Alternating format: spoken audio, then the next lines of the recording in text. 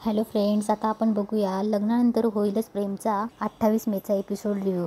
इकडे पार्थ आणि जीवा दीपकला पकडतात. जीवाला दीपकने वेश बदललेला दिसतो आणि जीवा जोरात ओरडतो दीपक आणि जीवा त्याला काहीतरी मारून तिथेच खाली पाडतो आणि पटकन त्याच्याजवळ जातो. तेवढ्यात पार्थही तिथे येतो आणि पार्थही दीपकला पकडतो. दीपक पार्थलाही आणि जीवालाही मारून बाजूला सावरतो. दीपकला पार्थ खाली पाडतो. तेवढ्यात जीवा आणि पार्थ एकत्र येतात. इकडे वसू फोन लावत असते दीपकला. तेव्हा वसू बोलते दीपकचा फोन का लागत नाही. तेव्हा वसूला आठवतं की तिनेच सांगितलेलं असतं की दीपकला फोन बंद करून सिम कार्ड तोडून टाकायला.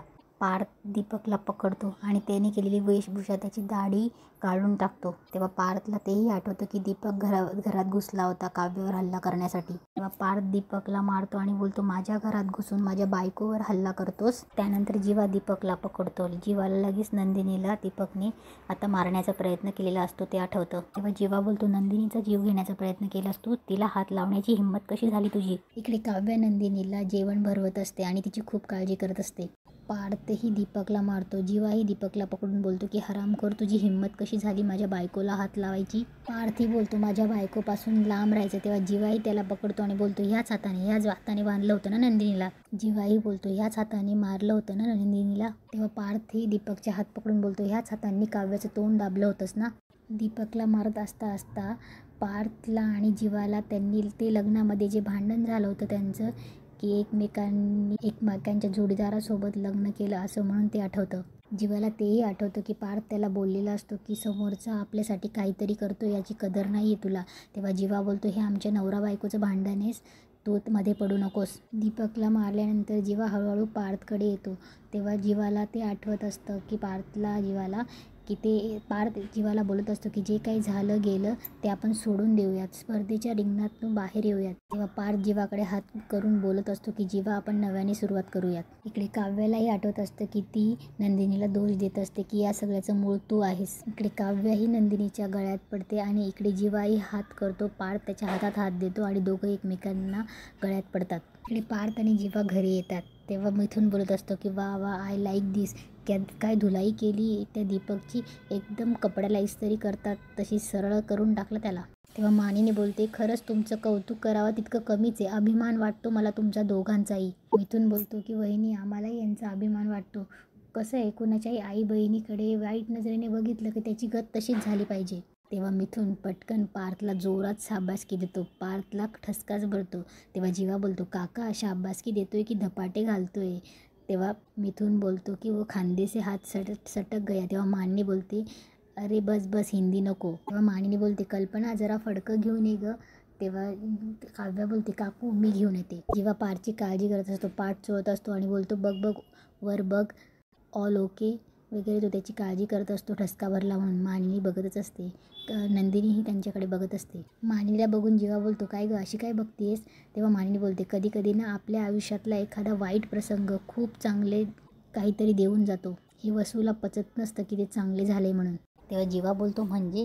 तेव्हा मानिनी बोलते म्हणजे त्या दीपकला धडा शिकवत असताना का असेना पण माझी दोन्ही मुलं एकत्र आली, एकत्र मिळून लढा दिला तुम्ही, हा खूप छान वाटतंय. तेव्हा मानिनी बोलते असेच एकत्र राहा रे बाबा, पूर्वी एकत्र होतात तसेच. तेव्हा मानिनी सांगत असते बाई पूर्वी म्हणजे ना एकाला आरे म्हटलं की दुसरा कारे म्हणायचा. तेव्हा मानिनी शाळेतल्या आठवणी जीवाच्या नंदिनीला सांगत असते. तेव्हा नंदिनी पण बोलत असते की तुम्हा दोघांना एकत्र बघून खूप छान वाटलं. तेव्हा नंदिनी बोलते जीवा कुठे लागलं नाही ना तुम्हाला. तेवढं तिथे काव्या पण आली असते. काव्याला थोडं इन्सिक्युअर फील होतं. तेव्हा नंदिनी बोलतो, तेव्हा जीवा बोलतो नाही तुझा हात बरा आहे ना. तेव्हा काव्या पुन्हा जीवाकडे पण बघते. तेव्हा नंदिनी बोलते माझी बहीण माझ्यासोबत आहे, माझा नवरा माझ्यासोबत म्हटल्यावर आणखी मला काय पाहिजे. तेव्हा काव्या बघत असते. काव्या थोडी रागाने बघते. जीवा तिच्याकडे बघतो. तेव्हा पार्थ बोलतो बघितलं का आई, नवरा बायकोचं प्रेम कसं उतू चाललंय. काव्य बघतच असते. तेव्हा सगळे चिडवत असतात. तेव्हा मिथून बोलतो बरोबर आता साधक बाधक चर्चा पुरी झाली. तेव्हा मिथून पार्थला आणि जीवाला सांगतो की फ्रेश व्हा. पार्थ आणि जीवा जातात. तेव्हा नंदिनीला पण जायचं असतं. तेव्हा नंदिनीला थोडं दुखत असतं. तेव्हा मानिनी बोलते नंदिनी सावकाश. तेव्हा मानिनी काव्याला बोलते की मी हे आवरते, तुझ्या ताईला आपल्या रूममध्ये घेऊन जा. सगळे गेल्यावर वसूच तिथे असते. तेव्हा मानिनी बोलते वसूताई काय झालं, तुम्ही एवढ्या शांत का झालात, काय कमाल केली ना तुमच्या भाच्यांनी, आणि मुख्य म्हणजे जसे गेले तसेच परत आले, तुम्ही उगाच काळजी करत होतात. तेव्हा मानिनी बोलते तुम्हाला आवडलं नाही आहे का तुमच्या भाच्यांनी जे केलं ते? मला तर फार आवडलं बाई. तेव्हा मानिनी वसूला बोलत असते की आज ना जीवा आणि पार्थने हे दाखवून दिले की नात्यांचा पुढचा गेअर पडला ना की नात्यांची गाडी आपोआप पुढे सरकते. तेव्हा मानिनी वसूला बोलते तुम्हाला काय वाटतं? वसू रागाने बघून तिथून निघून जाते. ते नंदिनी कपड्यांची घड्या करत असते. तेव्हा जीवा बोलतो ए चकाचक बाई, अगं हाताला लागले तुझ्या, असू देत ना. तेव्हा नंदिनी बोलते अहो तेवढीच हाताची हालचाल. तेव्हा जीवा बोलतो नाही उद्या डंबेल्स पण उचलायचे असतील तुला तुझ्या हातांनी. तेव्हा नंदिनी जीवाला बोलत असते की मला रिकामी बसायची सवय नाही. तेव्हा जीवा बोलतो हो मला माहिती आहे सतत तुझ्या पायाला भिंगरी असते, पण कधी कधी काही गोष्टी बाजूला ठेवायच्या असतात. तेव्हा जीवा बोलतो ठेवते कपडे. तेव्हा ती बोलते अहो काय हो, मला ना हे कपडे जर असेच ठेवले तर सकाळपर्यंत तसेच पडून राहतील आणि मला पसारा अजिबात आवडत नाही. तेव्हा जीवा बोलतो की अजिबात बोलू नको, मला तुझं असं पसारा आवरणं आवडत नाही. तेव्हा जीवा बोलतो अजिबात आगाऊपणा करायचं नाही, काही करायचं नाही, आता कपड्यांच्या घड्या मी घालणार. तेव्हा नंदिनी बोलते तुम्ही कपड्यांच्या घड्या घालणार, पसारेवाला चकाचक बाई होणार. तेव्हा नंदिनी जोरजोरात हसायला लागते. तेव्हा जीवा बोलतो आता यात एवढं हसण्यासारखं काय आहे? तेव्हा नंदिनी बोलते काही नाही, जरा गंमत झाली, पसारेवाला रूम वापरणार. हे कसं झालं ना, शाळेतल्या एकदम खोडकर मुलाला मॉनिटर केलं ना त्याने सगळ्यांना गप्प बसण्यासारखं आहे. तेव्हा नंदिनी बोलते बाय द वे चकाचक बाईचा आत्मा तुमच्यात कसा शिरला? लगेच जीवाला हसायला येतो. तेव्हा नंदिनी बोलते हसलात की नाही? माझा सेन्स ऑफ ह्युमर कमाल आहे. तेव्हा जीवाही हसायला लागतो. तेव्हा नंदिनी बोलते हे असे हसत जाणं. तेव्हा नंदिनी बोलते किती छान दिसतं आणि त्यात ती बघा तुम्हाला जी खळी पडते ना बघा पडली. तेव्हा जीवा बोलतो अरे तुम्हाला माहिती आहे मला खळीचं खूप फॅसिनेशन होतं, पण मला कधी खळी पडली नाही. तेव्हा नंदिनी बोलते म्हणजे शाळेत ना मी पेन्सिलने अशा स्वतःच्या गालावर खड्डा पाडायचे. तेव्हा जीवा बोलतो चल चल काही बोलू नकोस. तेव्हा नंदिनी बोलते हां मधल्या सुट्टीत मी हेच उद्योग करायचे. तेव्हा जीवा बोलतो हट. तेव्हा नंदिनी बोलते की पण झालं काही नाही, माझा तिसरा बाकडा मी आणि पेन्सिल. शाळा सुटली, पाटी फुटली, पण मला काही खड्डा पडला नाही, पेन्सिलला खड्डा पडला असेल. तेव्हा जीवा पण हसायला लागतो. तेव्हा नंदिनी जीवाला हात पुढे करते. जीवाही तिच्या हातावर टाळी देतो, पण जीवाला लगेच क्लिक होतं आणि ते दोघं एकमेकांकडे बघतात आणि जीवा हात काढून घेतो. इकडे पार्थ ही बेडवर बसून हाताला लागलेलं असतं तिथे मलम लावत असतो. काव्या खाली झोपलेली असते. काव्या उठून बघते आणि बोलते खूप दुखतंय. तेव्हा पार्थ बोलतो नाही एवढं काही नाही, थोडंसं खरचटले आणि तो लगेच काव्याकडे बघतो. तेव्हा पार्थ काव्याकडे बघतो आणि बोलतो तुम्ही माझ्यासाठी उठून बसलात? तेव्हा काव्या बोलते चुकलंच माझं. तेव्हा पार्थ बोलतो नाही चुकलं नाही. तेव्हा पार्थ बोलतो तुम्ही विचारलं खूप दुखतंय का, बरं वाटायला लागलं. तेव्हा पार्थ बोलतो काय तुमचा छोट्यातला छोटा रिस्पॉन्स माझ्यासाठी जखमीवर लावलेल्या औषधासारखा आहे. तेव्हा पार्थ बोलतो आज जीवाने सुद्धा खूप छान रिस्पॉन्स दिला.